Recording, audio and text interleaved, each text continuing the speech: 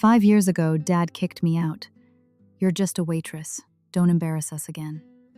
Yesterday, Dad arrived at a luxury hotel for a loan meeting. He begged the manager, "Please, my house is being foreclosed."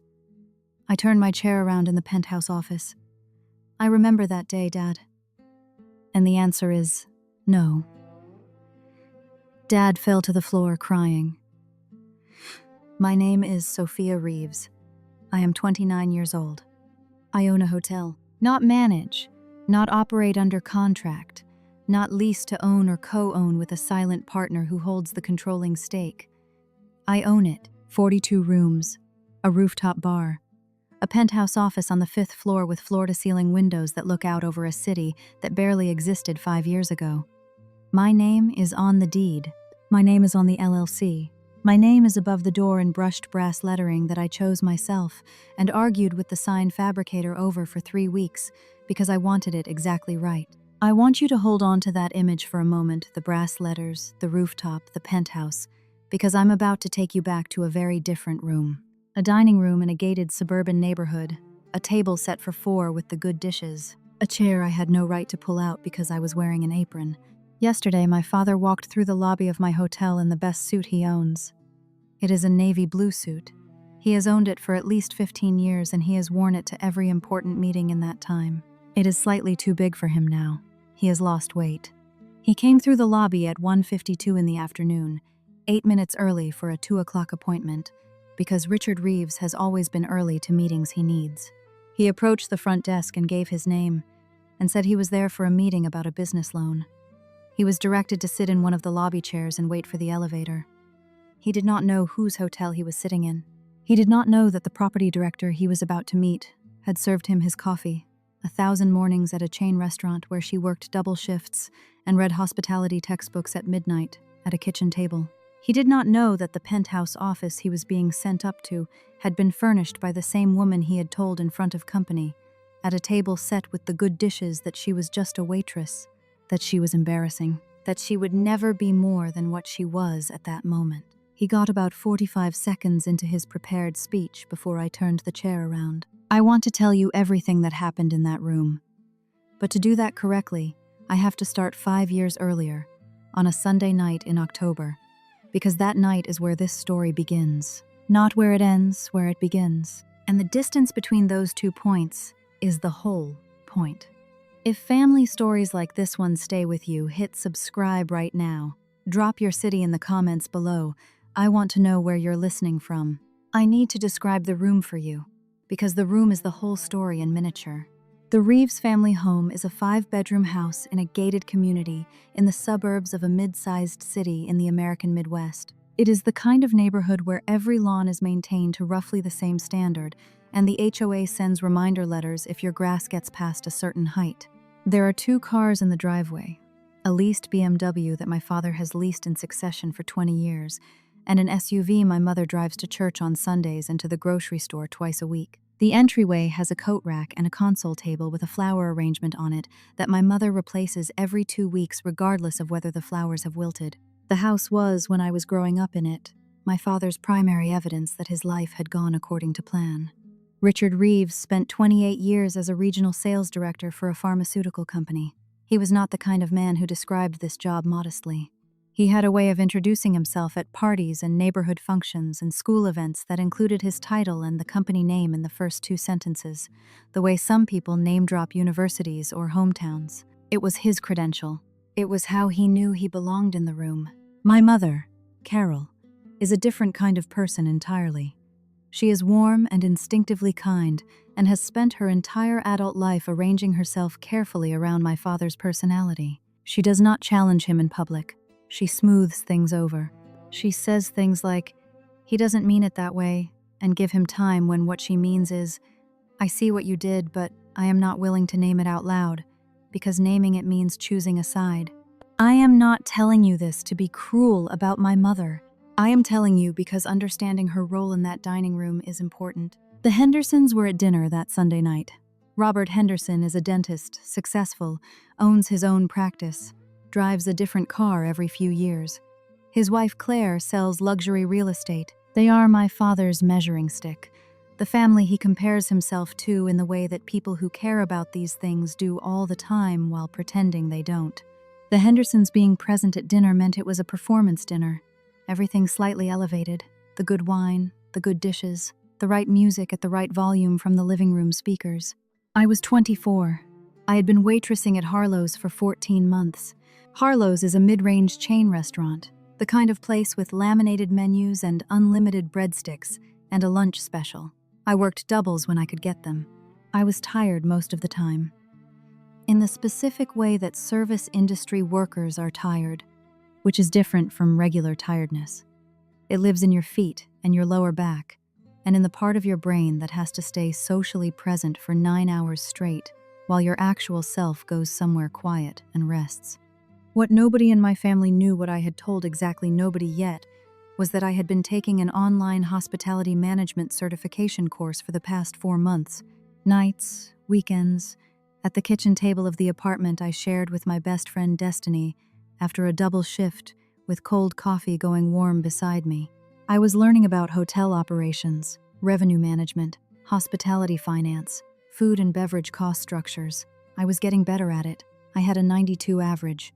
I had a plan that was early and quiet and entirely mine. And I had not told anyone about it yet because I had learned by then that sharing an incomplete plan gives people something to doubt before it exists. I came home through the front door that Sunday night because it was the closest door to the stairs. I had my work clothes on, black slacks, white button-down, black apron still tied at my waist because I had untied it and retied it 3 times on the bus, and it kept coming loose. I smelled like the restaurant. I was tired, and I wanted a shower, and I was not thinking about the Hendersons or the good dishes or the right wine. I walked through the dining room. My father looked at my apron, then at Robert Henderson, then back at me. "We're having dinner. Go through the kitchen." I stopped moving. I had been in service mode all day, deferential, accommodating, trained by months of customer interaction to smooth over friction and apologize before being asked to. Every instinct said, apologize and go through the kitchen. Something older and quieter than instinct said, no, I live here. 2 words. That was the whole response. But the 2 words changed the room. My father stood up. He does not raise his voice. This is important. Richard Reeves has never been a shouter.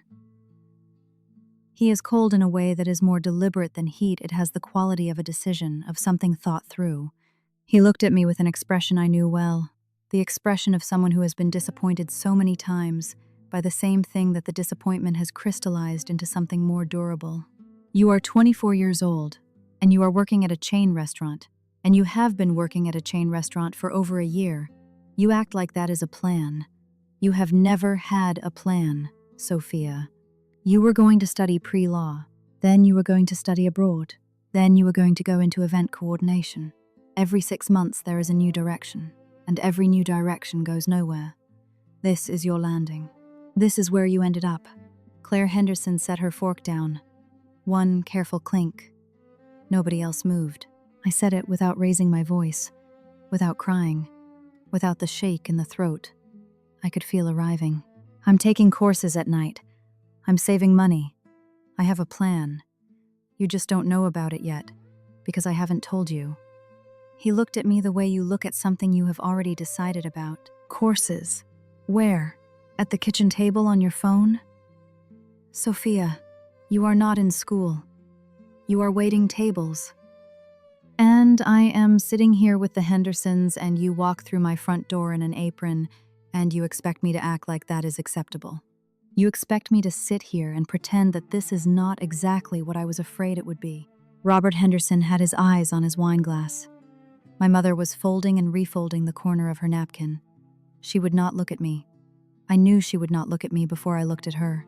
You're just a waitress. Don't embarrass us again. There was a specific silence after those words, not the silence of something ending, but the silence of something that was said out loud that cannot be unsaid, hanging in the air of the room like smoke after a fire has already burned through. I stood there for 1 more second. Then I went upstairs. I packed 1 bag.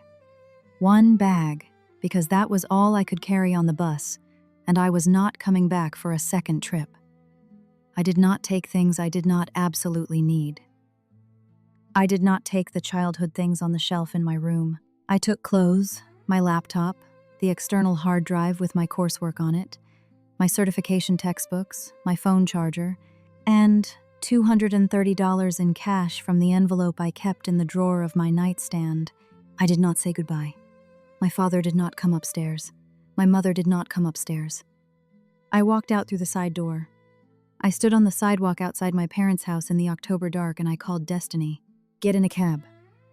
I have a couch and half a bottle of wine. That was her entire speech. No questions, no advice, no instructions. Just, come here. I cried for 2 hours on her couch that night. She sat next to me without a single word. She did not tell me it would be okay. She did not tell me my father didn't mean it. She sat there in the specific way that means, I am here. Take all the time you need. I'm not going anywhere. I have a theory about the people who are worth keeping in your life. The theory is this: you find out who they are not in the good moments. Not when everything is going well and everyone is easy to be with, but in the 2 a.m. moments, the one bag moments, the sitting on the sidewalk moments. Destiny has been in every one of mine. She is still in my life. She is currently the general manager of my hotel. I never went back to that house. Let me tell you what the first year actually looked like, because there is a version of this story that makes it sound cinematic. Packed a bag, started a company, built a hotel. That is not what happened. What happened was slower and less beautiful and more real. I slept on Destiny's couch for 9 weeks. Her apartment was a 1-bedroom on the 3rd floor of a building with a broken elevator that nobody ever fixed, and a neighbor on the 2nd floor who played bass guitar on weeknights until midnight. I paid her $300 a month for the couch and for the fact that she never once, in all 9 weeks, made me feel like a burden. After 9 weeks, we found a 2-bedroom apartment 4 blocks away and moved in together. We split the rent. We split the groceries. We split a single functional kitchen and learned to coordinate our schedules around one small bathroom. I kept working at Harlow's. I took every available shift. I picked up weekend catering gigs, corporate lunch service, private events at other venues, the kind of work where you wear black and white and carry trays and nobody asks your name. I was saving money the way you save money, when you have a specific number in your head and you are working toward it with intent rather than hope. I was also finishing the certification course. I pushed the timeline from 12 months to 8 by working through it on nights and weekends without taking breaks. I got a 97 average across all modules. The certificate arrived in the mail in a plain envelope, and I kept it in a folder rather than framing it, because framing it felt premature. I had the certificate. I did not yet have the thing I was building toward. My mother called 3 times that first year. The calls were brief and careful. She would ask how I was. I would tell her I was fine. She would say that my father needed time. I would say I understood. We would talk around the edges of the actual thing for 8 or 10 minutes, and then one of us would find a reason to hang up. The third call, about 6 months after I left, she said, "I hope you find something stable, sweetheart. Something safe." I thought about the word safe for a long time after that call.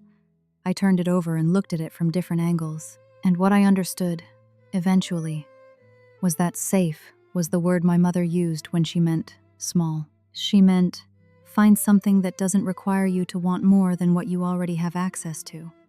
She meant, stop embarrassing your father by aspiring to things above your station. She meant it with genuine love, I don't doubt that.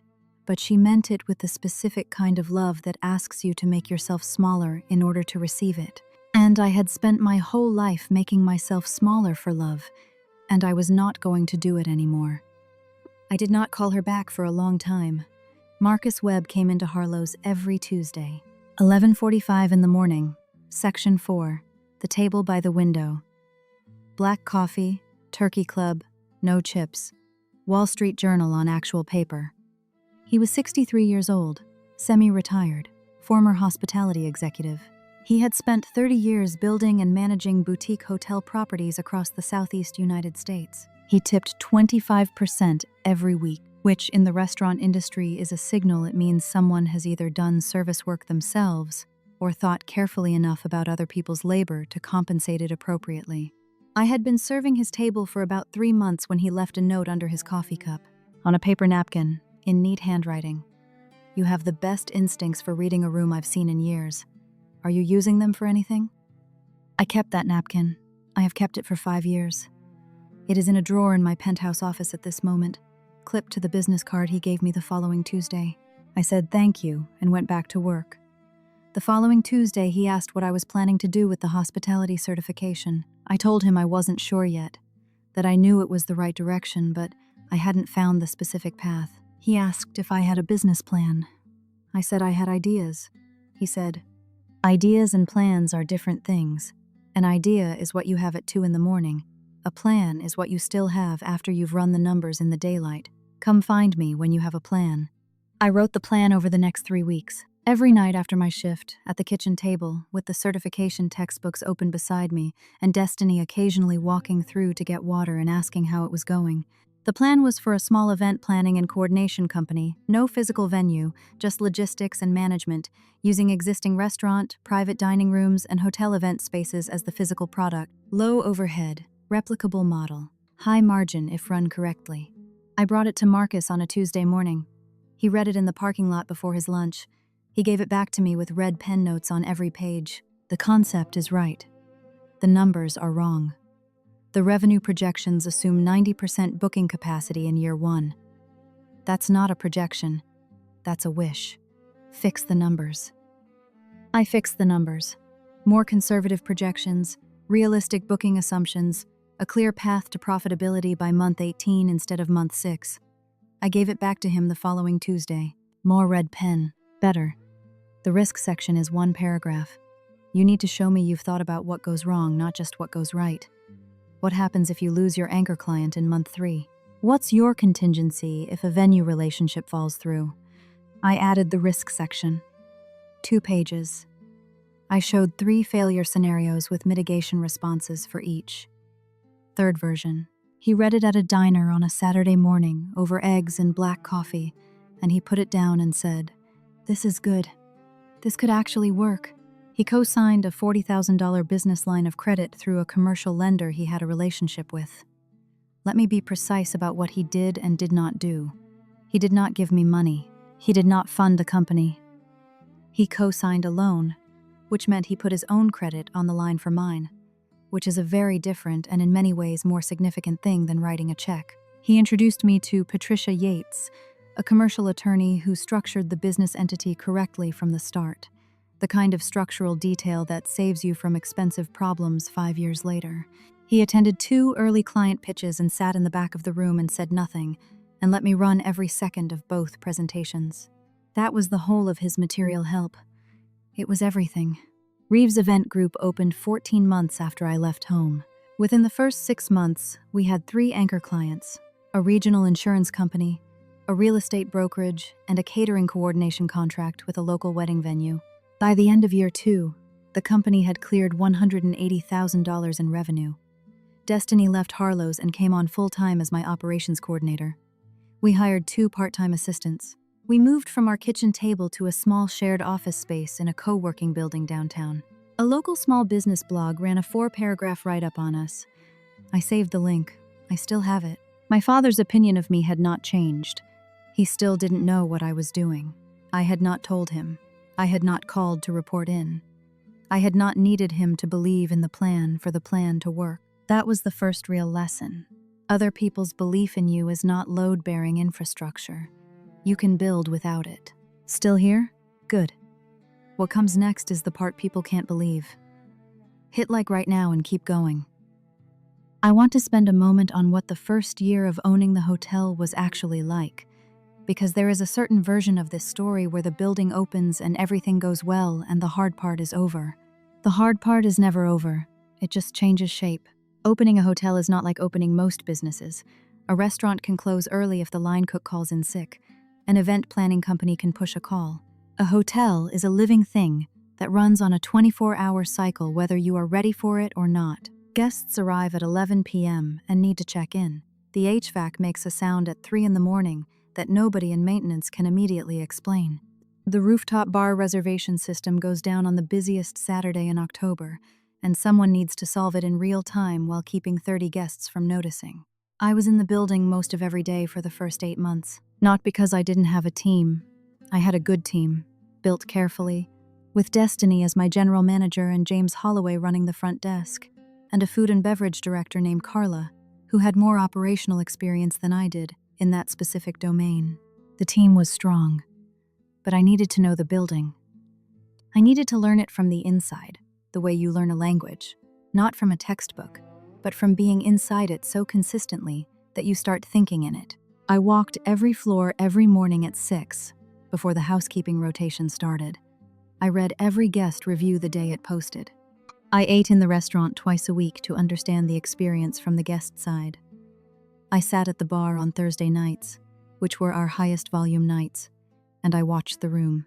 Destiny had a word for this habit. She called it anthropology. You do know you're allowed to go home at 8 p.m., right? I know. The building will be here tomorrow. I know. Are you doing anthropology again? I'm just watching the bar. That's anthropology. She was right. I was trying to understand not just the building, but the feeling of the building. What made guests stay in the bar an extra hour? What made them leave early? What the staff did when they thought no one was observing them? Whether the energy of the room matched the energy I had imagined when I stood in the unfinished rooftop shell and looked at the city. Mostly it did. Sometimes it didn't, and I could see exactly why. Month 3 was the hardest month. We had a staffing issue in housekeeping that required restructuring the entire cleaning rotation mid-operation. A conflict between 2 kitchen staff members that escalated to the point where the food and beverage director had to make a personnel decision with 2 days' notice. And a review by a travel blogger that was not positive and that got enough engagement to matter. I read that review 4 times. I disagreed with parts of it. The parts I agreed with, I fixed within 2 weeks. The review taught me something Marcus had said, and I had heard but not fully absorbed. The hotel business is about making people feel seen. When someone writes a negative review, what they are usually describing is a moment where they felt unseen, where something was promised and not delivered, where a person smiled and did not actually hear them, where the gap between the experience advertised and the experience received was wide enough to leave a mark. That was fixable. All of it was fixable, if I was honest about what I was reading. By month 8, occupancy was at 78%. By month 10, we had cleared our first full month at over 80%. By month 12, the Caldwell Grand had become, by most measurable metrics, a successful small hotel in a revitalized downtown. The rooftop bar was fully booked on weekends through the following month. Corporate accounts were coming in. A regional hotel association had shortlisted us for a newcomer recognition award. I was 28 years old. I had been a waitress 4 years earlier. I had not called my parents. Not out of cruelty, I want to be clear about that. Not as a performance of independence. I had not called because calling would have required me to perform the success for an audience that had not watched the work, and performing it for them felt like giving them something they had not been present for and therefore had no right to receive. The success was mine. It had been built entirely outside their awareness. In some small but important way, that felt right. The work was the thing I had done for myself. The success was the consequence of that. Neither of them needed their ratification to be real. My mother called me 14 months after the hotel opened, a Wednesday afternoon, mid-October, 1 year to the month after we had launched. I was reviewing staffing schedules with Destiny in my office. I saw the number and held the phone through 2 full rings. We talked for 22 minutes. She did not mention the hotel. She had no way to connect my name to the Caldwell Grand. My holding company was registered as RHG Capital LLC, and I had made no announcements and sought no coverage that would have connected the hotel to the waitress her husband had dismissed 5 years earlier. She said she missed me. She said my father had been going through a hard time. She said he had left his job. She used the word left, and the pause before it was 1 beat longer than it needed to be, which told me what she couldn't say directly. She said things had been difficult. She said he had changed. He's changed, Sophia. He really has. He talks about you. He thinks about that night. I know he does.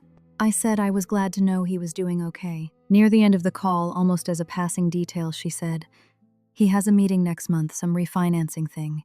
He has been so stressed about it." She said it the way you say something to fill a pause, not knowing it is the most important sentence in the conversation. I said I hoped it went well. I did not ask for specifics. I did not connect it to anything. After we hung up, Destiny watched me set the phone down on the desk. "Was that your mom?" "Yeah." "How was it?" "She says he's changed." "Is he?" I didn't answer.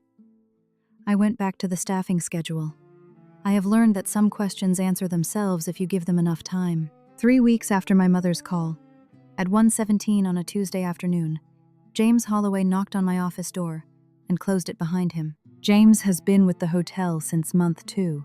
He is 26, meticulous, incapable of small talk, and constitutionally allergic to imprecision. He is exactly the person you want managing your front desk, the person who notices everything, flags everything, and presents information without editorializing. When he closes a door behind him, it means something. He stood with his hands at his sides. He told me that my 2 o'clock appointment had checked in downstairs, that the name on the intake form was Richard Reeves, that the appointment was for a loan consultation regarding residential mortgage default resolution, that the loan amount requested was $180,000. And then he said, "I looked him up in the system. He's listed as a prior contact on your personal onboarding documents. He's your father." James does not speculate. He does not advise. He presents information and waits. That is why I hired him. I sat at my desk for a moment. I looked at the city through the window. "Tell me more about the intake form. What does it list as his professional history?" "Former regional sales director, pharmaceutical sector, currently consulting." The form notes the mortgage has been in arrears for 4 months. Foreclosure filing is pending but not yet processed. The house.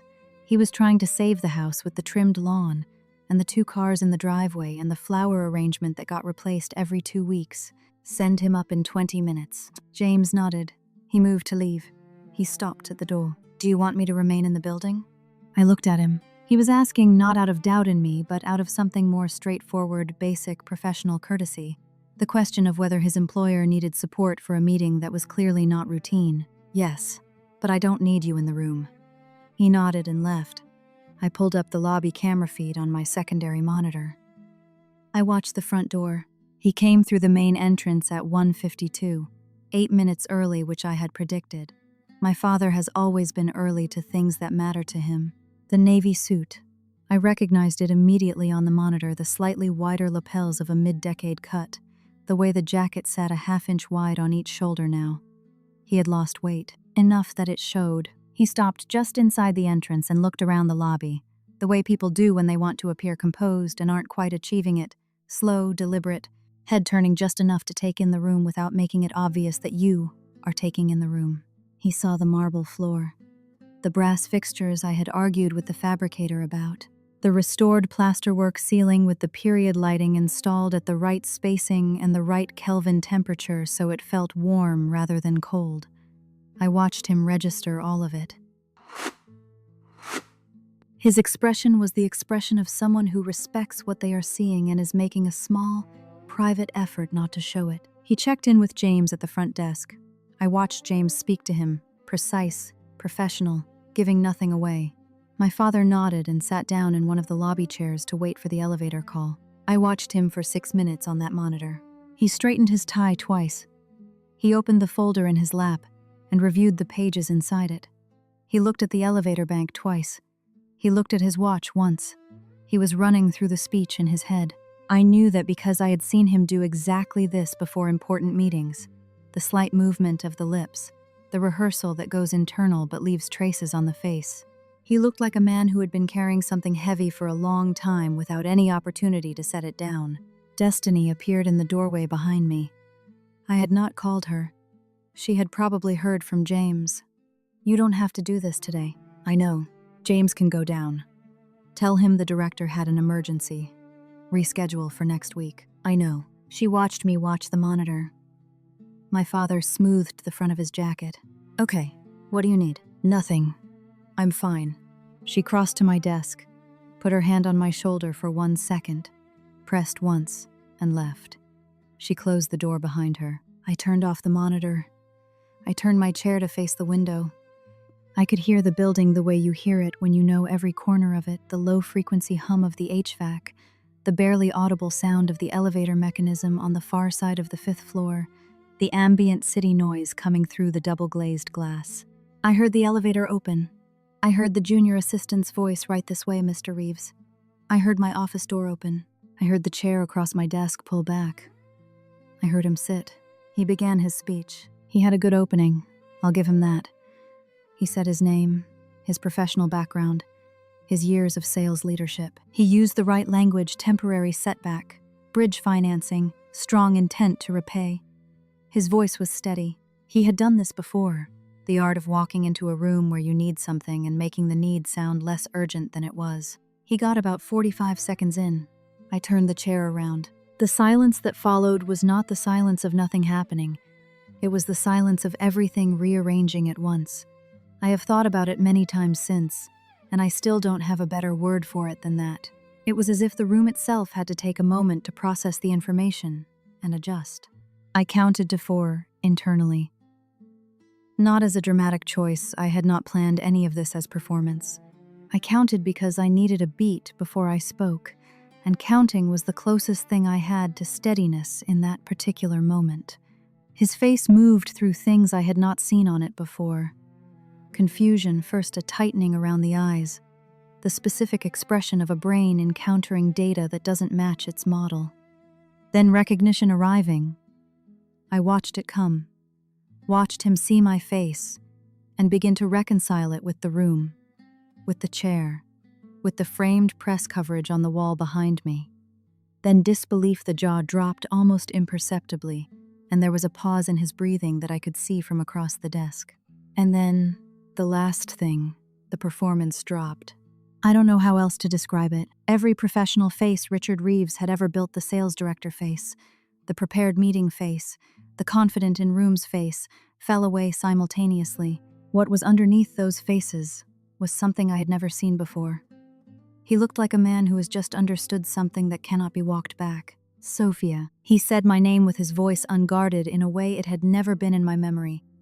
He said it like a question and a statement at once. "Hi, Dad." I kept my voice level. I had thought, before he arrived, about what I wanted this moment to be, and what I had decided was nothing. I did not want triumph. I did not want tears. I did not want a speech I had rehearsed or a confrontation that had been building for 5 years. I wanted to be exactly who I was in my own office on a Tuesday afternoon, and to let that be sufficient. This is... I let him not finish. "Yours is the 3rd meeting I've taken today. I have one more after you." He looked at the office, at the framed articles, the newspaper piece, the regional trade magazine profile with my name in the subhead, the photo from the rooftop opening night, at the view through the windows, at me. "I didn't know this was yours." "I know." "How long?" "Since the closing. About 2 years." He was quiet. He looked down at the folder in his hands, the prepared speech, the professional history, the case for $180,000. In this room, in front of this person, it was the wrong document entirely. "I need help, Sophia. I want to be honest with you about what I felt when he said those words, because I think the expectation, if you're listening to this story and imagining it, is that I felt triumphant, that there was a clean satisfaction to it, that the scale had finally balanced. That is not what I felt. What I felt was tired. Not exhausted, tired in a different way. The way you feel when something you have been carrying for a long time is finally close to being set down, and you realize how heavy it has been. I felt sad. I felt something that I do not have a single clean word for, something in the territory of grief or pity, or the specific pain of being right about someone you spent years hoping you were wrong about. I looked at my father across my desk. He looked like a man who had measured everyone in his life by their titles and their cars and their neighbors' estimation of them, and had just walked into the room where the person he had dismissed by that measure had built something he was now sitting inside, asking for help. And what I understood, I think, for the first time clearly, was that it had never been about me. His dismissal, the apron comment, the word waitress, None of it had been actually about me, or my capacity, or my future. It had been about his terror of smallness, his absolute inability to tolerate the idea that someone close to him was not performing at the level he needed them to perform at for his own self-image to remain intact. He had looked at me and seen his own fear reflected back at him and called it my failure. That understanding did not erase the 5 years. It did not make the Sunday night in October smaller or the single bag lighter, but it changed the shape of what I was carrying. He got out of his chair. He sat down on the floor next to the desk slowly, heavily, in his navy suit, and he put his face in his hands. He made no sound. The room was very quiet. Through the window, the city moved with its ordinary Tuesday afternoon indifference. I did not move. I did not speak. I let him sit there. I looked at him and I thought about what I actually wanted. And what I actually wanted was the same thing I had always wanted. Not revenge, not this, not a man on the floor. I had wanted him to see me. And in this room, finally, he was seeing me. It was not the version of being seen I had imagined. It was harder and sadder and more real. I let him sit there for approximately a minute. Then I said his name. "Dad, get back in the chair." He looked up at me from the floor. "Get back in the chair. Sit across from me and tell me the actual numbers, not the summary you prepared. The real numbers, what is owed, what the arrears are, what the servicer has communicated in writing." He sat there for one more moment. Then he got up. He straightened his jacket. He sat back down in the chair across from my desk with the dignity of someone doing a difficult thing because there is nothing else left to do. He opened the folder. He moved past the prepared speech pages.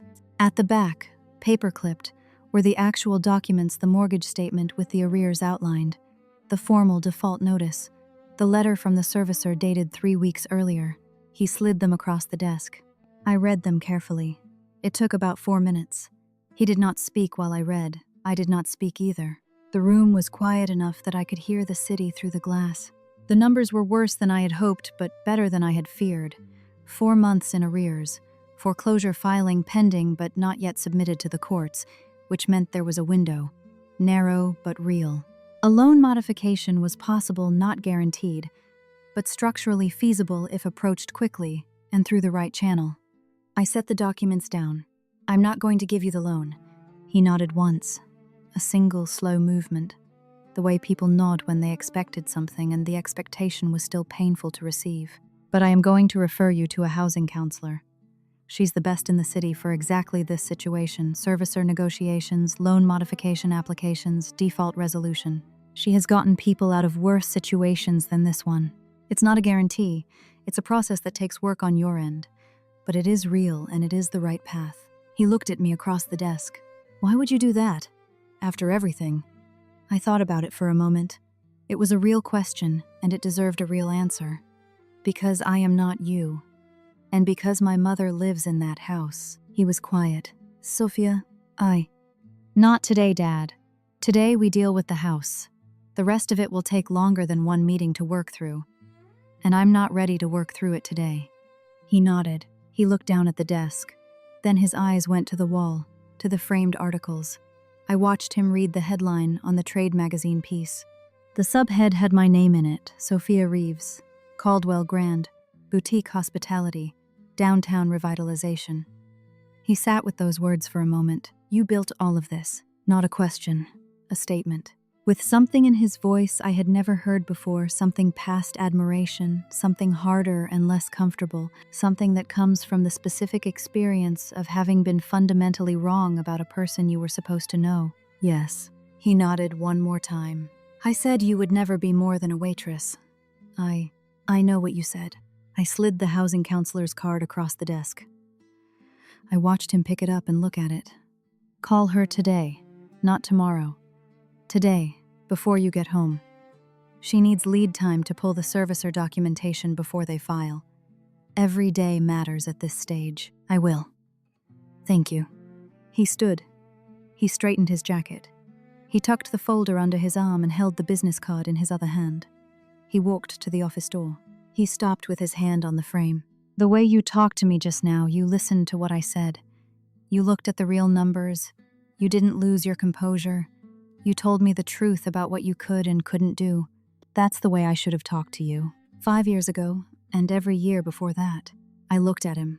Yes, it is. He left. I heard the elevator. I turned the chair back to face the window. I arranged the housing counselor sessions anonymously, through my executive assistant, using a prepaid retainer. I did not tell my father. I did not tell my mother. I did not tell anyone.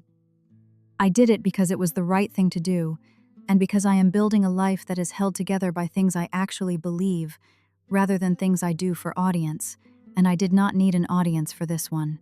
3 months later, the loan modification came through. The servicer agreed to a restructured payment schedule. The foreclosure filing was withdrawn. The house, the lawn, the 2 cars in the driveway, the flower arrangement that gets replaced every 2 weeks, all of it remained intact. My father figured out that I had made the referral. I am not sure exactly how. Probably the counselor mentioned in passing a private arrangement. He did not call me when he figured it out. He wrote a letter, handwritten on regular paper in an envelope addressed to the Caldwell Grand with my name on it.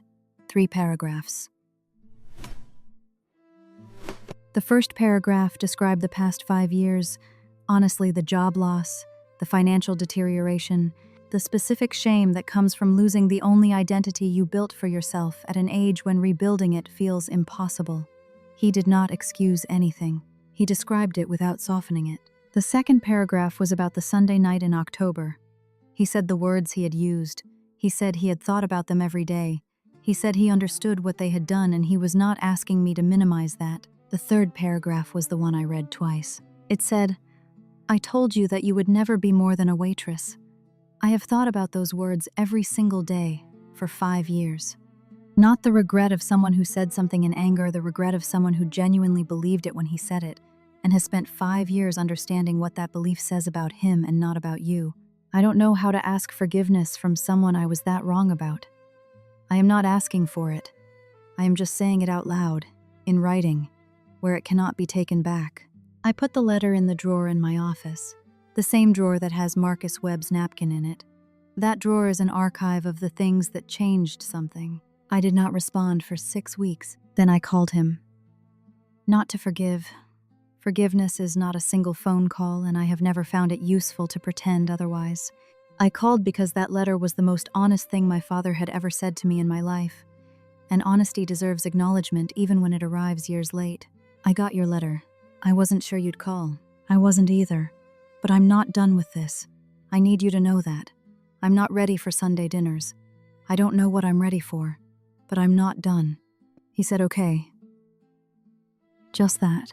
We talked for 9 more minutes about nothing significant, the weather, the hotel, a book he had been reading about the history of American manufacturing that he thought was surprisingly interesting. Small things. Surface things. But the texture was different. It felt less like a performance and more like 2 people trying to find the vocabulary for something neither of them had words for yet. Destiny brought me a coffee when I hung up. She set it on the desk without being asked and sat down across from me. How was it? Strange. Sad. Okay. All 3? All 3, she nodded. We drank our coffees. The city went on outside the window the way it always does, the ordinary mid-afternoon business of a Wednesday. If this story has stayed with you, hit subscribe. Leave a comment. Tell me, have you ever been underestimated by someone you loved? I want to hear about it. I want to spend a moment on something before I close, because I think there is a version of this story that collapses 5 years into a montage. Left home, worked hard, won. That is not what it was. I want to tell you what it was. It was coming home from a catering event at midnight, still in the black and white, with $47 in tips in my apron pocket, sitting at the kitchen table with a hospitality finance textbook open to a chapter on RevPAR, and trying to make the words stay still long enough to absorb them. It was a client meeting in year 1, where I walked into a conference room and watched 3 executives recalibrate their expectations when they realized I was running the presentation and not setting up for someone else who was running it. I saw it on their faces. I ran the presentation anyway. They hired me. It was a vendor call where the man on the other end of the phone asked if he could speak to the owner, and I said, "You are speaking to the owner," and there was a pause that told me everything about his assumptions. I kept the contract anyway. It was the closing day, signing the deed to the Caldwell Grand in a conference room that smelled like stale coffee, my hand slightly cramping by the 14th page, Patricia Yates across the table watching to make sure every line was right. Nobody came to celebrate afterward. There was no ceremony. There was the conference room and the documents and the drive back to the empty lobby. It was the very first week after opening, walking the property at 6 in the morning before the housekeeping staff arrived, checking every room, every hallway, every light fixture, making sure everything was exactly what I had said it would be. Doing that walk not because I didn't trust my team, but because I needed to be in physical contact with the thing I had built, to know it was real, to confirm, every morning, that it had not disappeared overnight. What I know now, after 5 years, after the meetings and the numbers and the 42 rooms and the rooftop bar and my father's navy suit on my lobby camera, is this: being underestimated is not an obstacle. It is information. It tells you exactly how much space you have to move in while no one is paying attention. The people who told me I would never be more than a waitress were not wrong about where I was standing. They were wrong about where I was going. And the distance between those 2 points, between where you are standing and where you are going, is the only distance that matters. You do not need the people who underestimated you to revise their opinion before you can prove them wrong. You do not need permission to move in the space they left you. You do not need an audience for the work. The work is the answer, not the speech, not the chair turning around, not the look on someone's face when they finally understand what they missed. The work, done consistently, done without announcement, done at kitchen tables after midnight, done through self-doubt and fatigue and the specific loneliness of building something no one can see yet. Marcus Webb told me early on, the hotel business is entirely about making people feel seen. If you can do that for strangers, you can build anything. The question is whether you are going to stop explaining yourself to people who don't want to see you and start building for the people who will. I stopped explaining myself on a Sunday night 5 years ago, when I walked out of a house with one bag and called a friend who said, "Come here," without asking a single question. I am not the same person who packed that bag. I built something out of the gap between who I was told I was and who I believed I could become. I built it quietly, without announcements, without waiting for anyone's recognition to make it real. And the moment my father walked through the lobby of the thing I built in his slightly too big navy suit, holding his folder, running through his speech, the thing was already real. It had been real for 2 years. His seeing it did not make it real. My building it made it real. The chair turning around is just the last frame. The film started 5 years ago at a kitchen table. It ran every day between then and now. Most of it happened when no one was watching. That's the part that mattered most. If you are listening to this story from a place where someone has recently told you what you are and what you are not, a parent, a boss, a partner, a room full of people who are supposed to know you, and somehow always manage to tell you to want less, I want to say one specific thing. They are measuring you by where you are standing. They cannot see where you are going. Those are 2 entirely different assessments, and only one of them is accurate. The work is the answer. Not the argument, not the proof you show them right now, not the letter you write in your head at 2 in the morning explaining everything you are going to become. The work, done every day, in the time you have, at the table you currently own. That is the answer. It is not going to feel like enough while you are doing it. That is the part nobody tells you. When I was taking that certification course at midnight after doubles, it did not feel like momentum. It felt like being tired.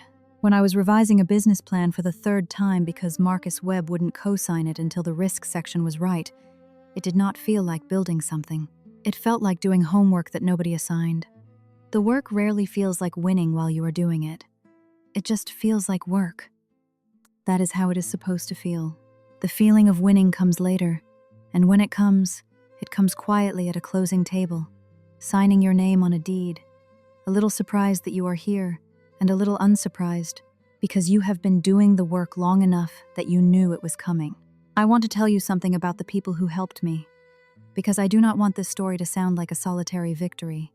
Solitary victories are mostly a myth. What is real is a network of small acts of belief, a co-signed loan, a napkin with a note on it, A friend who says, "Come here without asking any questions." Marcus Webb believed in a plan I showed him on a Tuesday afternoon. Patricia Yates structured a deal so clean that it has not had a single legal problem in 2 years. Destiny left a stable job to come work for a company that was 9 months old because she had watched me build it from the beginning, and she knew what it was worth. James Holloway closed a door behind him and told me the truth without editorializing it. None of these people built what I built, but each of them stood in a specific place at a specific time and made something possible. That's what community is, I think, not grand gestures, but the accumulation of small, precise acts of showing up when it matters. I want to be that for someone else. I am already trying to be. I mentor 2 young women who work in hospitality in this city. I tell them what Marcus told me: come back when you have a plan, not just an idea. I say it the same way he said it, because the distinction made the difference for me, and I believe it will for them. My father said I would never be more than a waitress. He was measuring a 24-year-old in an apron by the only ruler he owned, which was a ruler built entirely from his own fear of smallness. The measurement was wrong, but I could not argue it into being wrong. I could only build my way past it. So I did. My name is Sophia Reeves. 5 years ago, I was a waitress with 1 bag and a business plan nobody had read yet. Today, I own the room. And tomorrow I will walk every floor of that hotel at 6 in the morning before anyone else arrives, because that is what I do. And because every time I do it, I am reminded that the building is still there, still mine, still real. That is enough.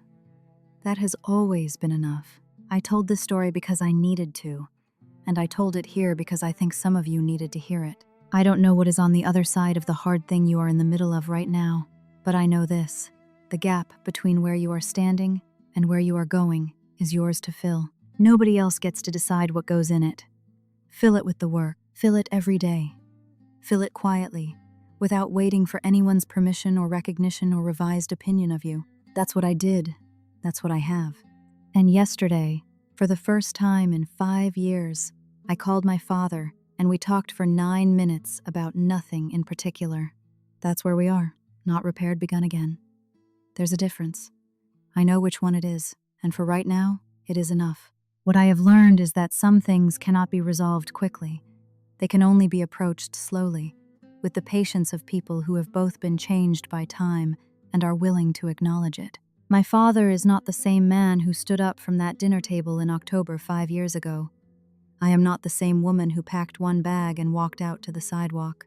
We are 2 different people trying to find out whether the distance between us is something we can cross or something we simply acknowledge as the cost of the years we lost. I do not know the answer yet.